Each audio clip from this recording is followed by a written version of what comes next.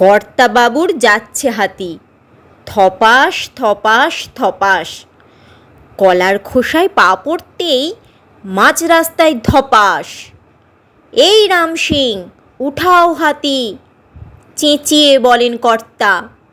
ভুঁড়ি নিয়ে সিংজি বলে, হাতি আমার শুয়ে থাকবে পড়ে। কর্তা বলেন, ওইখানেতে ভুঁয়ে। সকাল সন্ধে দিস্তে দিস্তে খাচ্ছে রুটি সেঁটে, সেসবগুলো যাচ্ছে কোথায়, থাকছে না কোপেটে। ভুঁড়ির বহর 3 মণ টাক, কুস্তি অত করো। বাচ্চা হাতি তুলতে এখন কাঁপছ থরো থরো। সুর ধরছি নিজে আমি, লেজের দিকটা ধরে উস্কো উঠাও মারি করে, হেইও মারি করে। এই কায়দায় উঠল হাতি। অর্ধেকটা শেষে পিছলে আবার শুয়ে পড়ল রাম সিংকে ঠেসে। হাতি কোলে মাটির ওপর, রাম সিং দুমপটাস।